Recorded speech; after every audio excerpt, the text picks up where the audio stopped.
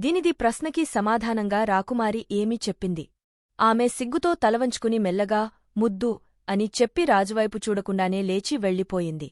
బసకు వచ్చాక మిత్రుడా, నువ్వు ఏమి కథలు చెబుతున్నావో నాకు అర్థం కావడం లేదు. ఆమె అన్నింటికీ సమాధానం చెబుతోంది. ఈ రోజు కూడా నిష్కారణంగా గడిచిపోయింది. నువ్వు చిక్కు ప్రశ్నలు వేయటం లేదు. ఇంకా ఒక్క దినమే మిగిలి ఉన్నాయి. చివరికి ఆమె నాకు దక్కకపోతే నిన్ను క్షమించేది లేదు. రోజు రోజుకు ఆమె వల్ల, ఆమె చూపుల వల్ల నా మనస్సు బలహీనం అవుతోంది. అక్కడ ఉన్నంత సేపు మైకంలో ఉంటున్నాను. ఆమెని చూడకుండా ఒక్క క్షణం కూడా ఉండటం నా వల్ల కాదు. రేపటిదాకా బతికి ఉంటానో లేదో అంటూ ఆమె చిత్రపటాన్ని చూస్తూ గడిపాడు ఆ రాత్రి హేమప్రభువు. అతడు వినాయకుడిని తలచుకుని, ఓ గజాననా, మొదట నిన్ను పూజించే ఈ ప్రయత్నానికి సిద్ధపడ్డాను. నువ్వు నన్ను మోసం చేశావు. నా దారికి అడ్డు వస్తున్నావు. ఇది నీకు తగునా? అడిగిన అన్ని ప్రశ్నలకు ఆమె చేత సమాధానం చెప్పిస్తున్నావు. ఇది నీకు ధర్మం కాదు అని గణపతిని నిందించాడు హేమప్రభువు. అంతలోనే, ఇది అధైర్యపడే పరిస్థితి కాదు. ఇటువంటి సమయంలోనే ధైర్యంగా ఉండాలి. నా ప్రయత్నం ఎంతమాత్రం మధ్యలో వదిలేయరాదు అనుకున్నాడు మనసులో. ఆ తర్వాత సరస్వతీదేవిని తలచుకుని, ఓ శారదాదేవి, నిన్నే శరణుకోరుతున్నాను. నువ్వే రక్షించాలి.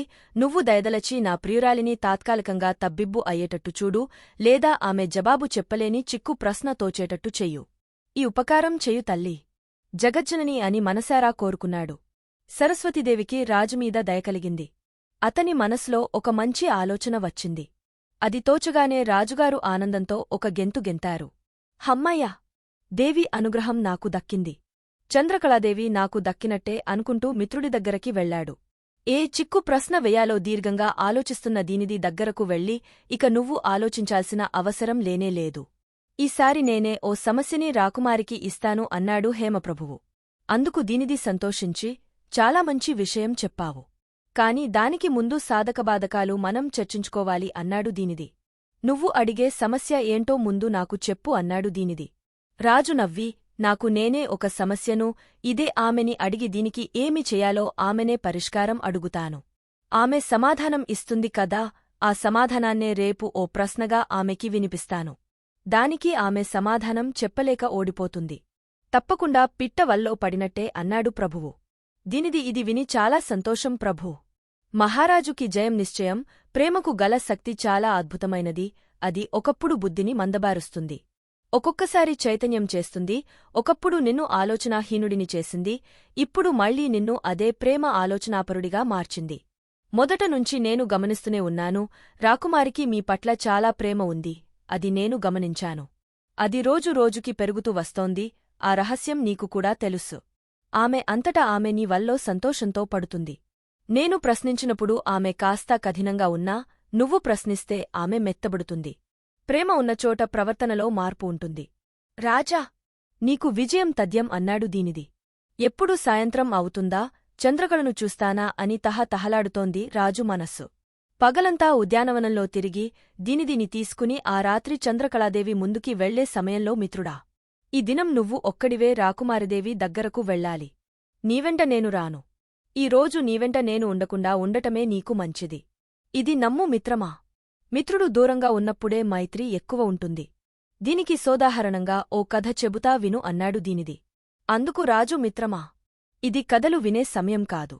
ఈ దినం నువ్వు లేకుండా నేను వెళ్ళినా ఇది నా విజయం కానే కాదు. అది నీ విజయమే అవుతుంది. ఇన్నాళ్లు చంద్రకళ విరహంలో ఉన్న నన్ను చనిపోకుండా ప్రతిక్షణం నన్ను కనిపెట్టుకుని ఉన్నావు.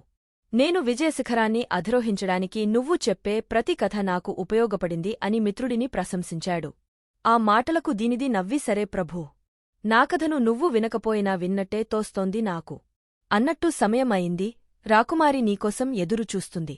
ఇక బయలుదేరు, విజయుడివైరా అంటూ ప్రభువిని ప్రోత్సహిస్తూ పంపుతాడు దీనిది.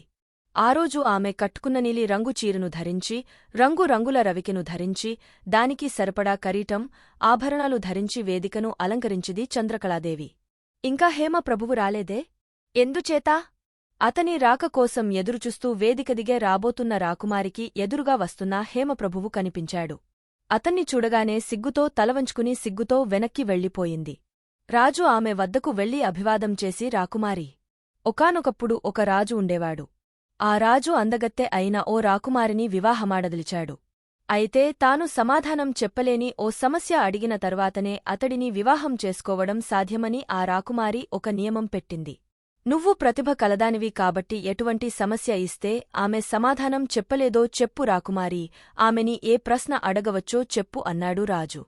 ఈ ప్రశ్న విన్న వెంటనే ఆశ్చర్యపోయింది రాకుమారి.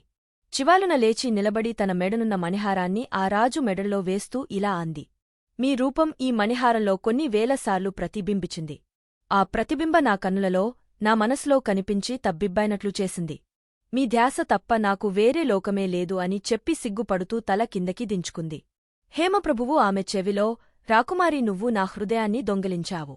దొంగ సొత్తు ఉంచుకోరాదు కదా, కనుక దాన్ని నీ రూపంలో నాకు తిరిగి ఇచ్చేయ్ అన్నాడు. మీకు నేను దక్కనని భయపడ్డారా? అంది రాకుమారి. నేను మృత్యువు ఓడిలోనుంచి ఇప్పుడు కదా బయటపడ్డాను అన్నాడు హేమప్రభువు మెల్లిగా. అప్పుడు మెల్లిగా నవ్వుతూ ఒకవేళ ఈ దినం మీకు సమాధానం చెప్పినా రేపు మీకు సమాధానం చెప్పకూడదనే అనుకున్నాను. అంతేకాదు నా పేరు అడిగినా నేను రేపు సమాధానం చెప్పకూడదనే అనుకున్నాను అని చెప్పింది రాకుమారి. నన్ను చాలా వరహవేదనకు గురిచేశావు. సమాధానం చెప్పకుండా ఉంటే బాగుండేది కదా అన్నాడు రాజు. ఏమో సమాధానం చెప్పకుండా నేను ఎందుకు ఊరుకోలేదో నాకే తెలియదు. అయినా ఒక్క సంగతి, విషంలోనే అమృతముంది. ఎలా అంటే తమ ప్రియులు తమ కోసం బాధపడుతూ ఉండడంలోనూ, వారు తమ దగ్గరికి వస్తే తిరస్కరించడంలోనూ సాధారణంగా వనితలు సంతోషిస్తారు, అది వారి స్వభావం అంటూ ఆంతర్యం వెలుబుచ్చింది రాకుమారి. ఇక రాత్రి వస్తే ఎదురు చూడాల్సిన అవసరం లేకుండా చంద్రకళాదేవిని తన వశం చేసుకున్న హేమప్రభువు ఆనందానికి అవధులు లేవు. వారిద్దరూ అక్కడే గాంధర్వ వివాహం చేసుకున్నారు. కొద్ది రోజులు అక్కడ గడిపిన తరువాత తన మిత్రుడి దీనిధితో, చంద్రకళాదేవి పరివారంతో, వస్తు వాహనాలతో తన రాజధానికి బయలుదేరినాడు హేమప్రభువు. రాజు తెల్లగుర్రం మీద, రాణి నల్లగుర్రం మీద స్వారీ చేస్తూ వస్తుంటే, ప్రకృతి దృశ్యాలు పలకరిస్తుంటే శ్రమ తెలియకుండా ప్రయాణం పూర్తి చేసి రాజధానికి చేరుకున్నారు.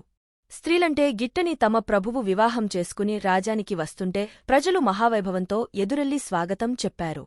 హేమప్రభువుకి అనుకూలవతి అయిన భార్యగా చంద్రకళాదేవి వ్యవహరిస్తూ ప్రజలను కన్నబిడ్డలా చూసుకునేది. ఆ రాజ్యం రామరాజ్యం అయి సుఖ సంతోషాలతో తులతూగేది. రాత్రి కథలో మలుపులు, వలపు గెలుపులు మీకు నచ్చాయనే అనుకుంటా. ఆసక్తిగొలిపే అంశాలతో మరిన్ని కథలు వినాలనుకుంటే మా చిన్ని ఆశ ఛానల్ని ఆదరించండి. మీకు సరికొత్త అంశాలతో మిమ్మల్ని అలరిస్తుంది.